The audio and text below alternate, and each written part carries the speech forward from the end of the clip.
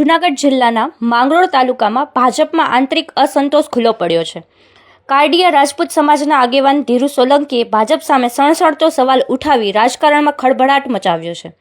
ધીરુ સોલંકીએ આક્ષેપ કર્યો કે ભાજપ બૂથ લેવલ સુધી કાર્યકરો અને કમિટીઓની નિમણૂક તો કરે છે, પરંતુ ચૂંટણી પૂર્ણ થયા બાદ કોઈ કાર્ય થતું નથી। માત્ર મત મેળવવા માટે જ આવી કમિટીઓ બનાવવામાં આવે છે। તેમણે વધુમાં જણાવ્યું કે મનસુખ માંડવિયાની કામગીરી ઝીરો હોવાનું કહી સીધી ટીકા કરી અને જાહેર ડિબેટ માટે પડકાર ફેંક્યો છે। જો કોઈ વિકાસ કામ થતું હોય તો મારા સામે આવી ડિબેટ કરે, હું તૈયાર છું, એમ તેમણે કહ્યું। સાથે સાથે સંગઠનમાં હોદ્દા ધરાવતા નેતાઓ પર કોઈનું પણ નામ લીધા વિના જણાવ્યું કે હોદ્દેદારો, ધારાસભ્ય, જિલ્લા પંચાયત અને તાલુકા પંચાયતની ચૂંટણીમાં હારનો સામનો કરી ચૂક્યા છે, છતાં સંગઠનમાં મહત્વની જવાબદારીઓ સંભાળી રહ્યા છે।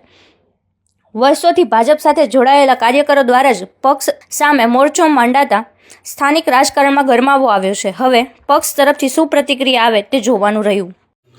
સાંસદના કામો હોય, જિલ્લા પંચાયતથી લઈને ધારાસભા અને સંસદ સભ્ય સુધીના જે કામો છે એના અમે જૂના સિનિયર કાર્યકરો છે। અમે વર્ષોથી સમાજમાં લોકો સાથે સંકળાયેલા કાર્યકરો છે। લોકો પાસેથી ગામડે ગામડે, વાડીએ વાડીએ, ઘરે ઘરે ફરીને ભારતીય જનતા પાર્ટીને મત અપાવનારા કાર્યકરો છે અને સિનિયર કાર્યકરો છે। પણ સિનિયર કાર્યકરોની અંદર, ભાજપની અંદર છેલ્લા 5-7 વર્ષથી એવો એક ખરાબો આવી ગયો છે, એવો એક બગાડ થઈ ગયો છે કે સિનિયર કાર્યકર હોય, જે વફાદાર કાર્યકર હોય, જેને તમામ વસ્તુની ખબર હોય, એની કોઈ નોંધ લેવાતી નથી। માત્ર પોતપોતાના અંગત માણસોને જ ગોઠવી દેવામાં આવે છે, જેને કારણે આજે દાખલા તરીકે અમે જિલ્લા પંચાયત કે ધારાસભાના જે કોઈ સદસ્યોને ચૂંટીને મોકલા, એ અમારા વિસ્તારની અંદર કામગીરીની અંદર ઝીરો।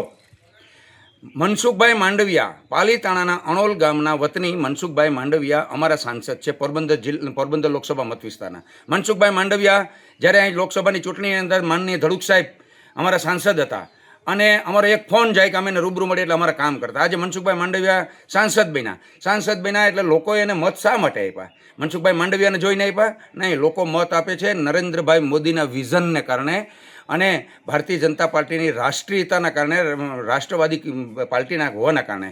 તો એના કારણે લોકો મત આપે છે અને સંસદો જીતી જાય છે। મનસુખ માંડવિયા જીતીને ગયા પછી મનસુખ માંડવિયાને મારી સામે રહેતો, મારે એની સાથે ડિબેટ કરવી છે કે મનસુખભાઈ માંડવિયાની કામગીરી ઝીરો છે।